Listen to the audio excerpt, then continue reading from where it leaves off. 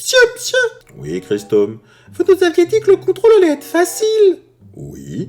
Et avec un grand sourire en plus. En effet. Mais en réalité, il était super dur. Me reprochez-vous d'être un Tartuffe?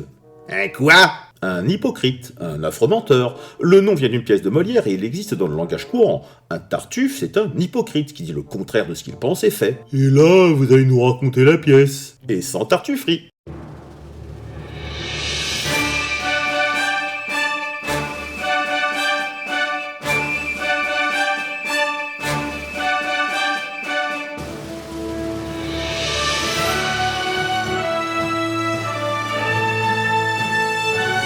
Bonjour chers élèves, je suis le comte de Noailles et le Tartuffe a vraiment une histoire très compliquée. Trust me, darling. En 1664, Molière participe à la grande fête de printemps de Louis XIV dans les tout nouveaux jardins de Versailles, les plaisirs de l'île enchantée, du 6 au 9 mai. Le 7 mai eut lieu la représentation de la Princesse d'Élide, la pièce de commande où Armande Béjart fut très remarquée dans le rôle-titre. La fête se prolongea au-delà des 3 jours, et le 11 mai, la troupe de Monsieur représenta Les Fâcheux, une des pièces de Molière favorites du roi, dans le grand salon. Le lendemain, 12 mai, Molière voulut frapper un grand coup en représentant sa nouvelle pièce en 3 actes qu'il avait commencé à écrire depuis plusieurs mois, Le Tartuffe, toujours dans le grand salon de Versailles. Qu'est-ce qu'on risque? L'origine de ce nom, Tartuffe, date du Moyen-Âge, repris de l'italien tartufo signifiant truffe, mais aussi tromperie, ruse. On ne possède pas le texte de cette version en 3 actes. Ce que l'on sait, c'est qu'après la fin de la fête, le 13 mai, le roi signifia à son valet tapissier qu'il n'avait pas d'autre choix que d'interdire cette nouvelle pièce.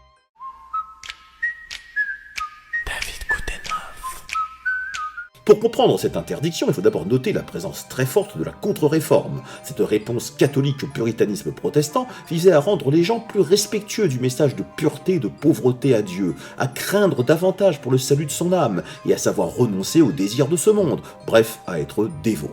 La dévotion et ses adeptes, même dans la cour. Il se constitue un vrai marché de la dévotion, avec des religieux, voire des laïcs, qui s'érigeaient en directeurs de conscience, et qui pouvaient être rémunérés par de riches crédules, voyant en eux des saints hommes. C'était la mode à l'époque. Se moquer de la piété trop visible, trop ostensible, de moines ou de prêtres volontiers défroqués sitôt que les regards ne se tournent plus sur eux, c'était plutôt commun au théâtre, dès les farces du Moyen-Âge. Molière connaissait ces farces, ainsi que le canevas du Pedante de Flaminian Scala, dont s'est emparé la Commedia dell'arte. Il avait sûrement aussi lu des romans du début du siècle qui en parlaient, et bien entendu, il s'est inspiré de la nouvelle Les Hypocrites de son ami disparu Scarron, paru en 1655. Alors, pourquoi cette interdiction? Les 3 erreurs de Molière dans sa première version a été d'abord de faire de Tartuffe un vrai directeur de conscience, sincère au début, mais hypocrite à la fin. Ensuite, de se moquer indirectement des jésuites, voire de l'Église dans ses préceptes, puisque Tartuffe détourne de vrais dogmes de l'Église pour arriver à ses fins. Et enfin de faire jouer sa pièce en plein conflit religieux avec les jansénistes. Le roi devait se montrer religieusement irréprochable pour faire la leçon aux jansénistes, et le Tartuffe en fut un dommage collatéral. Je connais pas ce mot-là. Molière ne renonça pas. L'affaire Tartuffe dura 5 ans. Il tenta plusieurs fois de lever l'interdiction royale. Il rebaptisa la pièce Panulfe en le découpant en 5 actes plutôt que 3 et en la faisant jouer le 5 août 1667 au Palais Royal après l'autorisation orale du roi. Nouvelle interdiction le lendemain par le Parlement de Paris. Qui aurait pu prédire ? Lagrange et la Tourilière iront rejoindre le roi en plein siège de l'île pour qu'il lève l'interdiction, ce qu'il ne fera pas ayant d'autres chats à fouetter avec la guerre des Flandres. D'autant que l'archevêque de Paris menaça d'excommunication toute personne qui lirait ou entendrait la pièce. Ce ne fut qu'en février 1669, au surlendemain de la paix entre le pape et les jansénistes, que Louis XIV put enfin autoriser le Tartuffe. J'adore quand un plan se déroule sans accroc. La version que nous connaissons, et que je vais traiter, sera donc la version de 1669.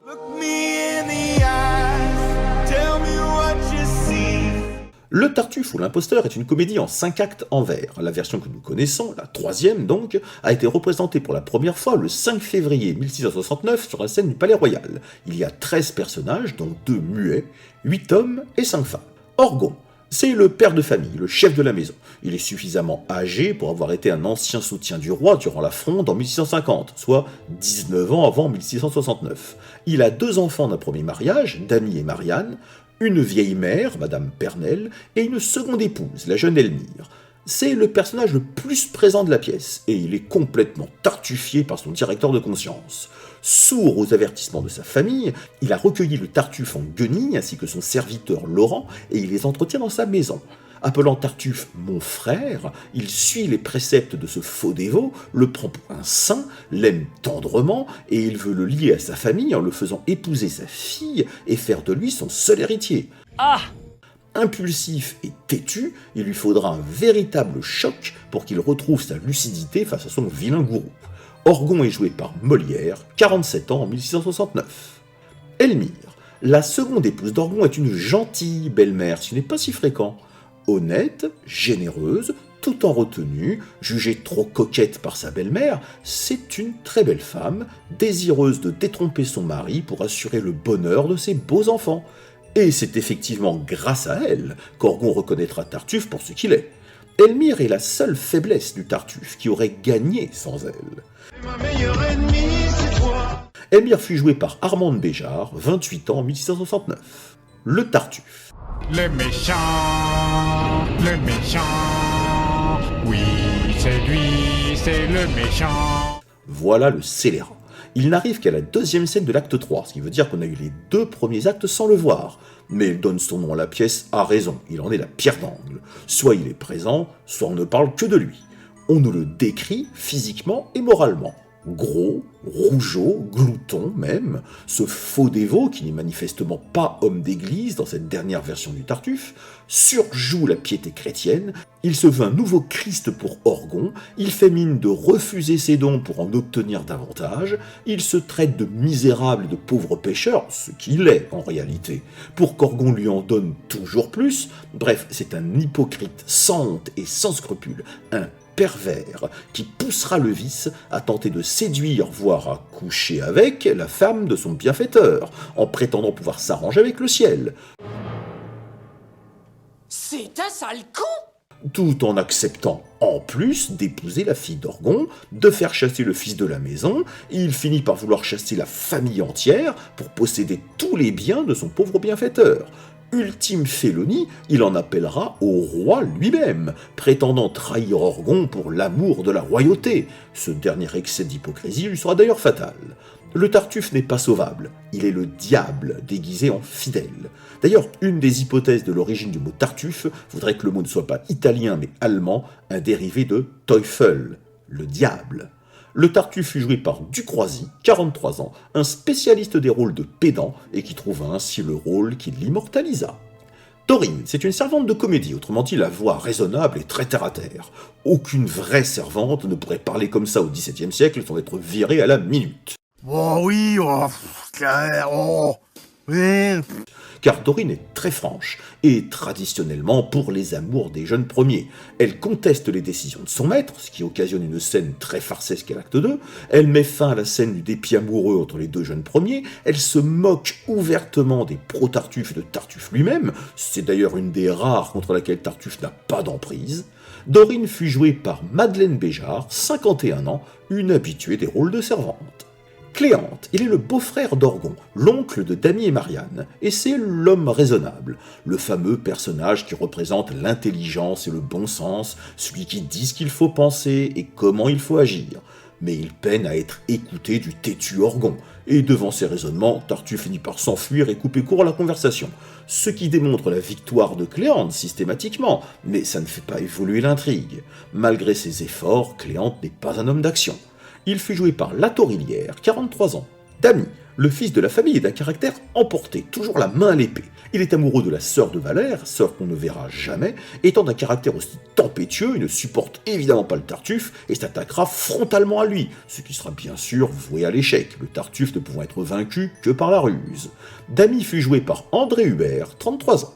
Marianne. La douce Marianne est la jeune première de la pièce, mais son rôle est restreint. Elle a un caractère très timide. Bien qu'amoureuse de Valère, elle peine à s'opposer aux volontés de son père, quel qu'il soit, ce qui occasionnera la grande scène de dépit amoureux de l'acte 2. Elle préfère se tuer ou finir au couvent plutôt que d'épouser l'affreux Tartuffe. Elle en suppliera d'ailleurs son père à l'acte 4, mais elle n'est clairement pas un personnage important. Peut-être que je rate un tas de bonnes choses, mais cette attitude est la seule que je puisse adopter. Marianne fut jouée par Mademoiselle Debris, 39 ans, habituée au rôle de jeune première. Valère, c'est l'amoureux de Marianne, un jeune premier chevaleresque, fier, le cœur sur la main, bref, un vrai chevalier blanc.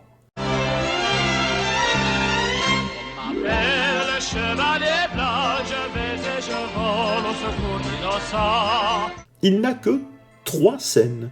Une à l'acte 2, pour la scène du dépit amoureux, où il trouve que Marianne ne repousse pas assez le Tartuffe, ce qu'il prend très mal, et il ne revient que pour les 2 dernières scènes de la pièce, pour tenter de protéger Orgon de la prison en lui avançant argent et carrosse, alors que le même Orgon avait trahi sa parole envers lui au profit du Tartuffe.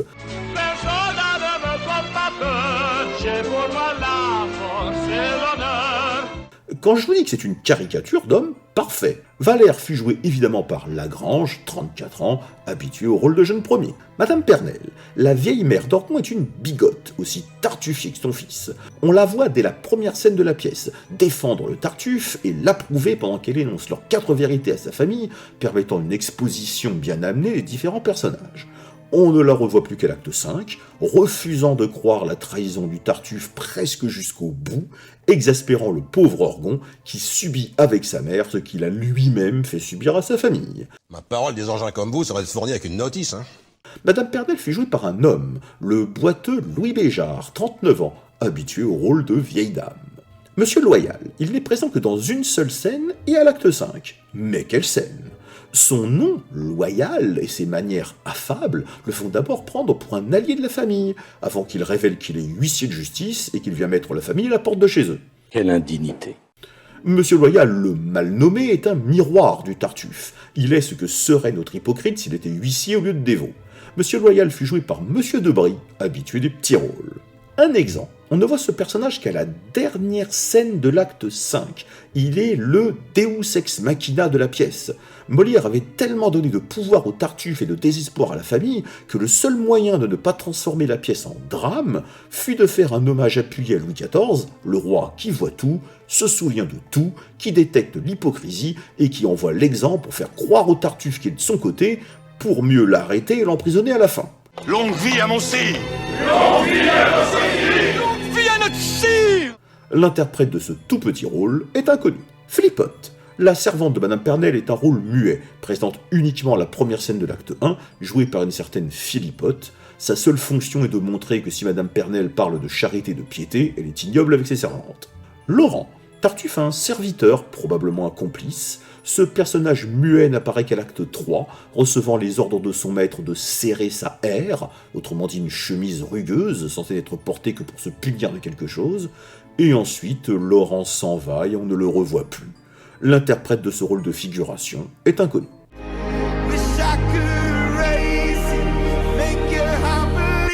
Acte 1.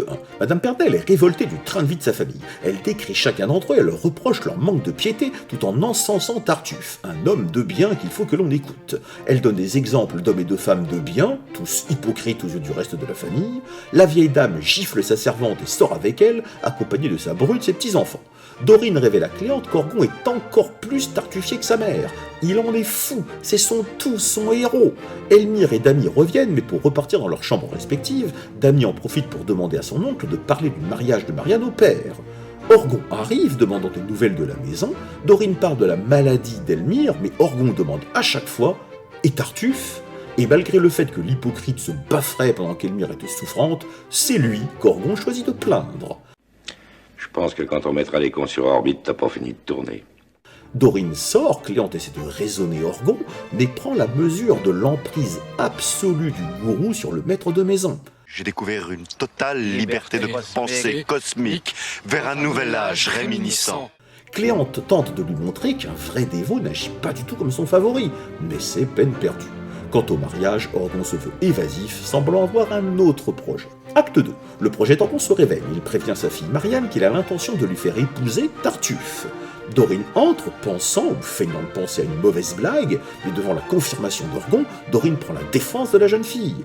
Marianne étant sous le choc et silencieuse. S'ensuit une scène comique où Orgon fait la morale et attend une réaction de sa servante pour la gifler. La manquant, elle finit par partir. Dorine essaie de secouer les puces à Marianne, qui est partagée entre son devoir, sa timidité et son amour sincère pour Valère.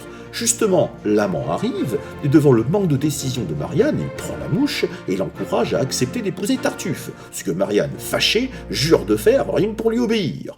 Tous deux boudeurs et sont calmés par Dorine qui leur fait prendre leurs mains. Ils se sont tellement réconciliés qu'elle a du mal à les séparer à la fin de la scène.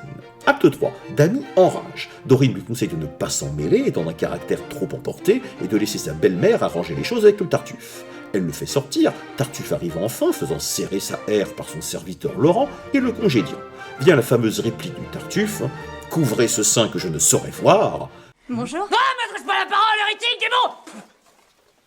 Tu sais, moi, pour moi, les femmes, j'aime pas ça, c'est de la saloperie. Dorine lui répond par l'ironie et s'en va. Elmire vient pour tenter de résoudre cette affaire de mariage entre Marianne et Tartuffe, mais la conversation prend vite une autre direction, puisque l'imposteur déclare son amour à Elmire, allant jusqu'à lui prendre les mains et lui mettre la main aux cuisses, car comme il le dit lui-même, « Ah, pour être dévot, je n'en suis pas moins homme ». Dorine se dégage et lui demande ce qu'il dirait si elle révélait tout à son mari, ce que le Tartuffe ne croit pas, la sachant trop gentille pour cela. Cependant, Dany surgit et affirme vouloir tout raconter à son père malgré les avertissements de sa belle-mère. Orgon arrive et Dany lui révèle tout. Elmire confirme en précisant qu'elle aurait préféré qu'il n'en sache rien. Tartuffe joue sa meilleure comédie, celle d'un Christ injustement outragé, mais qui ne nie pas qu'il est de toute façon un misérable et qu'il ne se défendra pas face aux attaques aveugles, préférant tendre l'autre joue et protéger ses ennemis même. Orgon est totalement subjugué et finit par chasser son fils du logis. Le Tartuffe jure que jamais il ne reverra Elmire seul, mais Orgon l'enjoint au contraire de la voir le plus possible, et il veut précipiter le mariage avec Marianne dès ce soir, rien que pour faire enrager les médisants. Maintenant qu'il a chassé son fils, il invite Tartuffe à signer un écrit le rendant héritier de tous ses biens. Je possède des thunes, je suis à l'aise financièrement, je ne me plains pas, les affaires marchent en ce moment. Acte 4. Cléante essaie de faire renoncer au Tartuffe l'exil du fils d'Orgon ainsi que l'héritage, mais Tartuffe refuse en prenant des excuses empreintes de religion chrétienne, puis part en prétextant devoir prier. Dorine, Marianne et Elmire demandent l'aide de Cléante contre le projet de mariage. Orgon vient avec le contrat de mariage. Marianne le supplie, préférant le couvent, mais Orgon, après un court temps d'attendrissement, reste inflexible. Elmire lui propose alors de voir la vérité. Elle est prête à lui montrer que Tartuffe lui fait vraiment la cour. Orgon décide de la prendre au mot. Tous se sortent excepté Elmire qui cache Orgon sous la table et qui lui dit de sortir dès qu'il sera convaincu. Une fois Orgon caché, Elmire fait entrer le Tartuffe et prétend être amoureuse de lui. D'abord méfiant, le Tartuffe tombe dans le panneau, mais veut des preuves plus concrètes qu'un aveu. Il s'avère très pressant auprès d'Elmire, qui tousse plusieurs fois pour prévenir son mari, qui ne sort cependant pas de la table. Elle essaie d'en appeler au ciel et la fidélité maritale, mais Tartuffe balaie ces deux arguments, disant qu'il peut toujours trouver des accommodements avec le ciel. Le code est plus une sorte de guide général qu'un véritable règlement. Et qu'Orgon est un homme à mener par le nez et qu'il l'a mis en état de tout voir sans rien croire. Et là, je parle juste question présentation. Parce que si je voulais me lancer dans la psychanalyse, j'ajouterais que c'est le roi des cons. Elmire fait tout de même sortir Tartuffe, soi-disant pour vérifier si Orgon n'est pas à côté, afin que le Tartuffe puisse disposer d'elle. Il part vérifier, et Orgon sort enfin de sous la table, choqué. Tartuffe revient et Orgon le confronte, refuse de l'écouter et le chasse. Voyant qu'il a perdu son ascendant, Tartuffe menace, soulignant que la maison lui appartient et qu'il sait comment faire arrêter son ancien disciple. Orgon s'inquiète, cherchant une mystérieuse cassette. Acte 5. Cléante essaie de calmer Orgon, qui lui révèle qu'il avait confié au beau soin du Tartuffe une cassette qu'Argas, un ami d'Orgon, lui avait donnée avec des papiers compromettants. Dany revient de son exil, prêt à défendre son père contre le traître hypocrite, mais Cléante essaie de le calmer. Le reste de la famille entre, dont Madame Pernelle, qui ne croit pas un instant la traîtrise du Tartuffe, malgré les efforts d'Orgon pour lui ouvrir les yeux, subissant donc ce que lui-même faisait subir à sa famille. Trouver une totale liberté des pensées cosmiques vers un nouvel âge réminiscent. Monsieur Loyal entre, se présente d'abord comme un ami, avant de révéler qu'il est huissier, qu'il va très gentiment demander à la famille de quitter le logis, et qu'il va aimablement s'emparer de la maison dès ce soir. Il sort triomphant. Orgon demande à sa mère si elle a enfin compris à quel misérable ils ont affaire. Madame Pernelle est tout étonnée. Valère arrive avec de l'argent et un carrosse pour sauver Orgon, qui est touché par un tel dévouement. Mais c'est trop tard. Tartuffe arrive avec un exempt pour faire arrêter Orgon et s'emparer de tous ses biens, en prétextant faire ça pour le bien de la monarchie.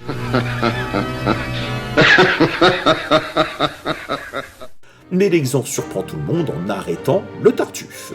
Il révèle que Louis XIV a vite compris la duplicité du Tartuffe, qu'il rompt le contrat de donation et qu'il pardonne à Orgon, se souvenant qu'il l'avait aidé contre la Fronde il y a de cela plusieurs années. Tout le monde est rassuré, le Tartuffe va en prison et Orgon accorde la main de Marianne à Valère. Fin de la pièce.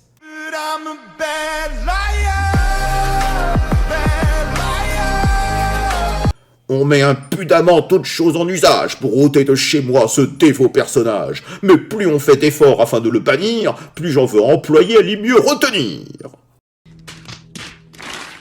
Mais puisque l'on s'obstine à m'y vouloir réduire, puisqu'on ne veut point croire à tout ce qu'on peut dire, et qu'on veut des témoins qui soient plus convaincants, il faut bien s'y résoudre et contenter les gens.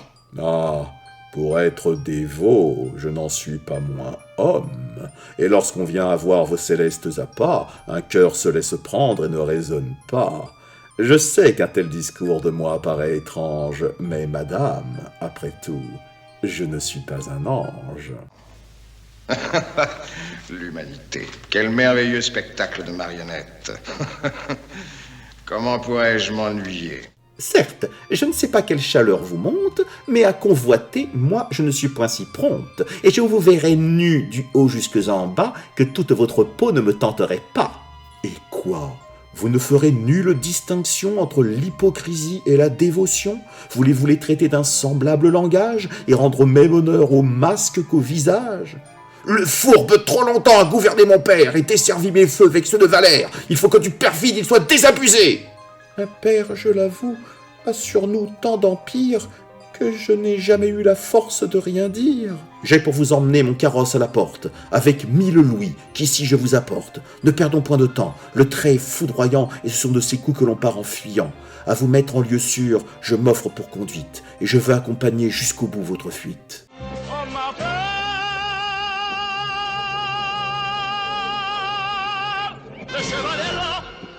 Je vous dis que mon fils n'a rien fait de plus sage qu'en recueillant chez soi ce dévot personnage, que le ciel au besoin l'a séant envoyé pour redresser à tous votre esprit fourvoyé. Non, moi je crois qu'il faut que vous arrêtiez d'essayer de dire des trucs.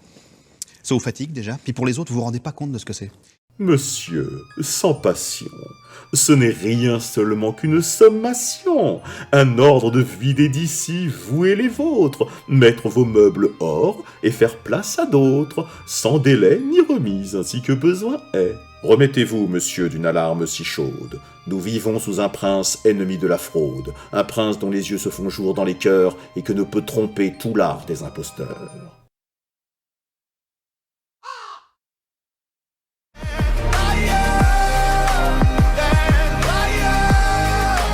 Le thème de la pièce est bien entendu l'hypocrisie, portée par le personnage éponyme. Ce directeur de conscience laïque utilise toutes les ficelles de l'hypocrisie.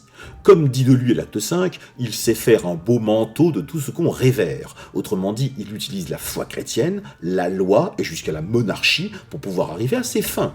C'est un vrai scélérat, sans foi ni loi, qui utilise la manipulation comme personne. Le Tartuffe est un vrai hypocrite, celui que Molière veut dénoncer le plus, les faux dévots, qui utilisent la contre-réforme catholique, en vogue à l'époque, pour se faire passer pour des gens bien, alors qu'ils en sont l'exact opposé. Des Tartuffes, se servant de la religion pour arriver à leur fin. On en trouve encore aujourd'hui. Mais est-il le seul hypocrite de la pièce ? Comme dirait Tchouki, parlons-en de l'hypocrisie. Madame Pernelle est aussi une hypocrite. Grenouille de bénitier, elle ne se base que sur les rumeurs pour corriger sa famille et se contente des apparences des faux dévots de son entourage. Mais si elle prêche la piété, elle gifle sa servante qui est trop lente à ses yeux. Sa charité n'est donc qu'apparence, car elle ne l'applique pas dans la vie de tous les jours. Pour la bonne cause, Elmire aussi devient hypocrite, mentant à Tartuffe et prétendant l'aimer pour qu'il se trahisse enfin. Lors de leur scène du dépit amoureux, Valère et Marianne deviennent hypocrites, disant le contraire de ce qu'ils pensent, par colère. Et enfin, Monsieur Loyal est un hypocrite avéré, disant les pires horreurs à la famille tout en prétendant être généreux. Pourtant, le sous-titre n'est pas « les imposteurs », mais bien « l'imposteur » au singulier, car en réalité, tout découle du Tartuffe. Sur le papier, il n'est pas le personnage principal. Orgon et même Elmire sont plus présents que lui et ont plus de temps de parole. Mais il est l'araignée au centre de la toile. Et si on en croit la révélation de l'exempt, il n'en est pas son coup d'essai. C'est un fourbe renommé qui utilise d'autres noms. Et mentir. Vous savez mentir? À la cour, c'est très utile. Le second thème de la pièce est sans aucun doute le conflit. D'abord un conflit ouvert entre deux camps, les pro-Tartuffe, Tartuffe, Orgon, Madame Pernelle, Monsieur Loyal, Laurent, qui possèdent le pouvoir, et les anti-Tartuffe, Marianne, Valère, Cléante, Dorine, Elmire, Damy, qui représentent la raison mais qui ne possèdent pas le pouvoir, et qui doivent réussir petit à petit et attirer dans leur camp ceux qui peuvent renverser le rapport de force. Non seulement il existe ce conflit externe, mais il existe aussi un conflit interne, un conflit moral. Pour Elmire, qui est partagée entre sa pudeur de femme, son honneur d'épouse, et son désir de détromper son mari, mais en le blessant le moins possible. Conflit moral pour Marianne, qui est partagée entre son désir d'aimer librement Valère, et son devoir de jeune fille timide et effacée envers son père, qui a toute autorité sur elle. Et même un conflit moral pour Orgon. Non, pas là où vous croyez. Il n'a aucune peine à déshériter son fils et à forcer sa fille à un mariage dont elle ne veut pas. Non, son conflit moral est autre. Être fidèle au roi, dont il est un vieux serviteur, et être fidèle à la confiance d'un ami qui lui a confié des papiers compromettants. Un troisième thème qui court tout au long de la pièce est le danger de l'emprise que peut avoir un leader charismatique sur un esprit plus faible qui cherche un sens à sa vie.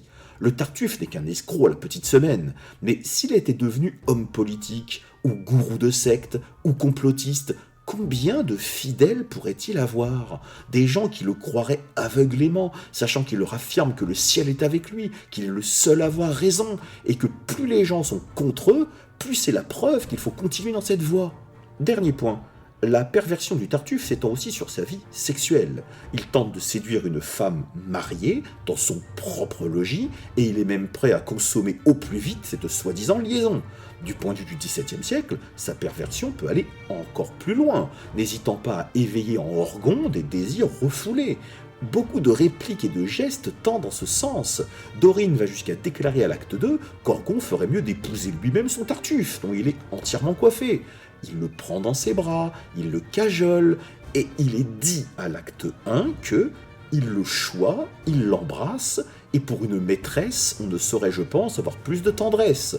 Leur relation est donc très ambiguë. Si tu vois ce que je veux dire.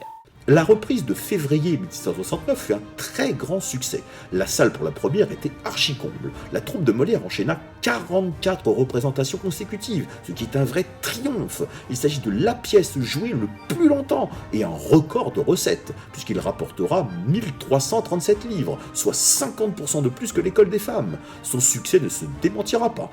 Encore aujourd'hui, elle est une des pièces les plus connues de Molière et une des plus jouées par la Comédie Française. Mais, en 1664, la pièce première version était interdite, et Molière devait donc vite mettre au point une autre comédie en 5 actes. Ce fut Don Juan. Cette pièce allait-elle sauver la troupe, redéclencher une autre polémique, ou les deux à la fois? Il faut le lire pour le savoir.